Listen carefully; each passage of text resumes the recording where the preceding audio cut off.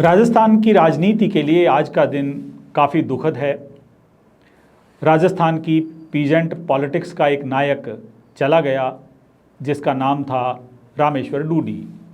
वह धूल में भी दमकते चांदी के उस सिक्के की तरह था जिस पर किसी की भी निगाह अटक सकती है। वह सितारा एक लंबी दुखांतिकी के बाद हमारे प्रदेश के राजनीतिक परिदृश्य से लुप्त हो गया है। बीकानेर के धोरों की रेत में उनके फुटप्रिंट्स इतने गहरे थे कि उन्हें मिटाने के लिए आंधियां भी कई दिशाओं से आईं, लेकिन सफल नहीं हो सकीं। वह सिर्फ विपक्ष का प्रतिद्वंद्वी नहीं था, वह अपनी ही पार्टी के अंदर पर्वताकार अहंकारों से भी भिड़ जाने वाला दुर्लभ युवा राजनेता था। एक ऐसा किसान नेता जो खुले टकराव तक से कभी नहीं घबराया। जैसे कोई चीता निर्भीकता से दौड़ता हुआ मृग तृष्णाओं को पार कर सीधे नखलिस्तान तक पहुंच जाए। पीजेंट पॉलिटिक्स के उस सितारे के जाने से बीकानेर के किसानों की राजनीति में शून्य नहीं, एक गूंजता हुआ खाली खोखलापन भर गया है। एक होलोनेस जिसमें पुरानी सभाएं, चौपालों की धूम और पीठ पर गर्मियों की गठरियां टिकाए किसानों की धीमी सी हाँ अभी तक हमें सुनाई देती है। राजनीति के संस्कार उन्हें अपने पिता श्री जेठाराम डूडी से मिले, जो बहुत ही संजीदा और नेक दिल इंसान थे। वे बहुत कद्दावर इंसान थे और पूरे इलाके में इसलिए लोकप्रिय थे कि वे बिना किसी वाहन के पैदल ही चल दिया करते थे और बहुत तेज चला करते थे। वे भी प्रधान रहे थे। लेकिन याद कीजिए उस लम्हे को जब फिल्मी पर्दे के अजर अमर नायक धर्मेंद्र को बीकानेर के देहाती पर्दे पर आकर बार बार गांवों में जाकर लोगों को समझाना पड़ा कि भाई मैं भी जाट हूँ, मैं भी किसान का बेटा हूँ, मैं भी किसान हूँ, मुझे वोट दीजिए। रामेश्वर डूडी क्या ज़मीनी नेता थे।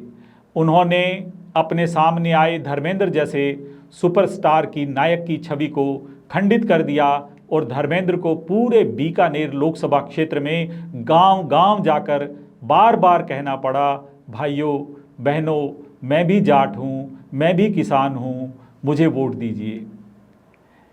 इसी से धर्मेंद्र बहुत मुश्किल से 2004 में 57,175 वोट से जीत सके।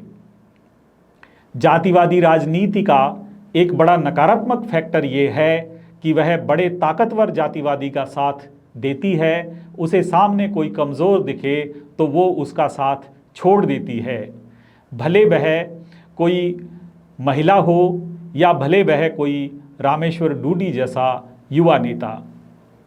वह अपने लोगों को भूल जाती है।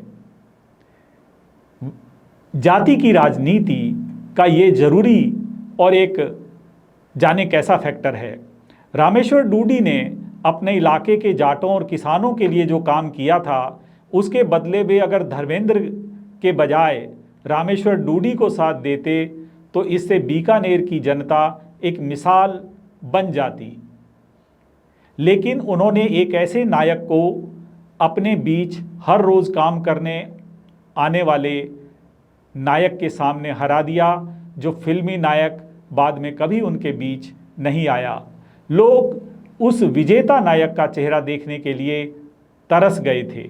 पूरे 5 साल लोग भूल जाते हैं कि फिल्मों का नायक क्या होता है और उनके बीच ज़मीन पर उनके दुख, सुख, दर्द, पीड़ा और हर तकलीफ़ में शामिल रहने वाला सच्चा नायक क्या होता है। वे संघर्षों के महारथियों को भूल जाते हैं, विस्मरण कर देते हैं। पीजेंट पॉलिटिक्स के उस इलाके के बड़े नेता राम प्रताप कासनिया भी रहे थे, जो भाजपा से जुड़े हुए थे। वे भी किसान आंदोलनों से निकले थे। प्रोफेसर केदार और शोपत सिंह जैसे प्रखर नेताओं के साए में उन्होंने राजनीति सीखी थी। ऐसे नेता को हराकर रामेश्वर डूडी ने छोटी उम्र में ही बड़ा कमाल कर दिया था। वे 1999 में 93,638 वोट लेकर चुनाव जीते थे। ये बीकानेर के उस लोकसभा चुनाव में गिरे कुल वोटों का 52% से अधिक था। इतने वोट बीकानेर लोकसभा में काफ़ी समय तक नहीं लिए जा सके थे। वे गांव की राजनीति से निकले ऊर्जावान युवा थे। वे 1995 से 1999 में प्रधान रहे थे। वे बाद में जिला प्रमुख भी रहे। वे 1999 से 2004 के बीच सांसद रहे। राजस्थान की राजनीति के सार्वजनिक जीवन में उन्होंने एक शुचिता निभाई और उसके कई उदाहरण प्रस्तुत किए। रामेश्वर डूडी ऐसे नेता थे जिन्होंने दिल खोलकर दोस्तों और दुश्मनों के लिए पैसा पानी की तरह बहाया।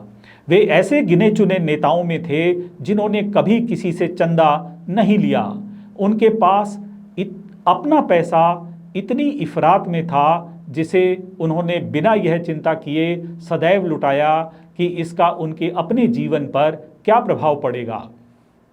किसानों के बीच ऐसे नेता कम हुए हैं। मुझे उनके कुछ विरोधी नेताओं ने बताया कि उन्होंने या उनके कार्यकर्ताओं ने जब कभी उन्हें फ़ोन किया तो उन्होंने बिना यह सोचे समझे कि यह फ़ोन सामने वाले विरोधी का है, उसने हमें चुनाव में वोट नहीं दिया था और भविष्य में भी वह हमें वोट देने वाला नहीं है। लेकिन जब उन्हें काम बताया गया तो डूडी ने न कभी प्रधान रहते हुए, न कभी जिला प्रमुख रहते हुए, न कभी विधायक रहते हुए और न कभी सांसद रहते हुए उस काम से उन्हें इनकार किया या निराश किया। वे गांठ बांध कर रहने वाले नेताओं में नहीं थे। वे चाहे सांसद रहे या विधायक या जिला प्रमुख, उन्होंने कभी किसी से व्यक्तिगत रंजिश नहीं रखी। वे अगर भिड़ने के मूड में आए तो खुलेआम बड़े नेताओं से भिड़े।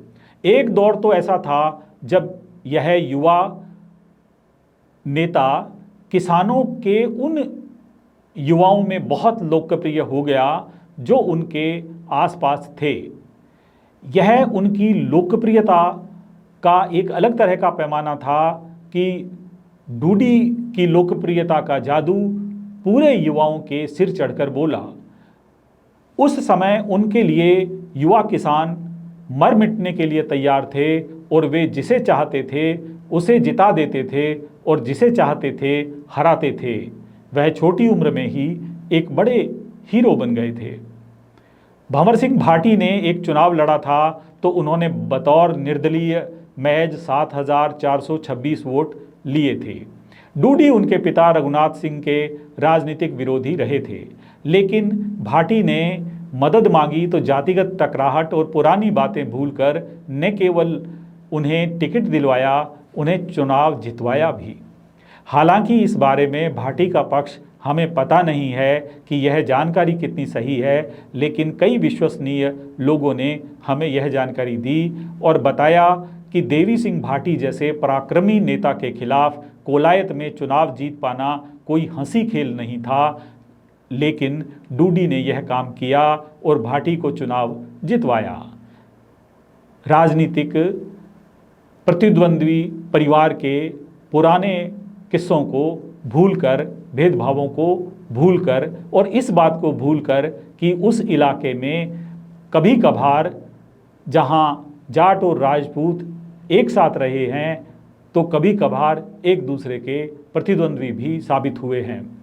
डूडी ने अपनी राजनीति NSUI से शुरू की थी।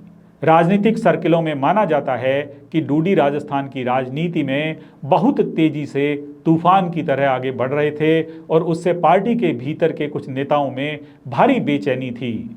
और इसके बाद डूडी विरोधी कुछ जाट नेताओं के माध्यम से उन्हें सुनियोजित तरीके से चुनाव भी हरवाया गया। उस चुनाव में उनके खिलाफ एक ऐसा उम्मीदवार उतारा गया जिसने वोट तो 8,305 लिए, लेकिन हवा बहुत अधिक खराब की और उसके चलते डूडी महज 8,663 वोटों से हार गए। यह हार नहीं थी, यह कांग्रेस के भीतर एक सितारे को लुप्त करने और उस इलाके में भाजपा को ताकतवर बनाने की साजिश भी थी। उस चुनाव में उनके खिलाफ अगर वह षड्यंत्र नहीं होता तो वे विधानसभा में होते और संभवतः मुख्यमंत्री पद के भी बड़े दावेदारों में वो एक होते।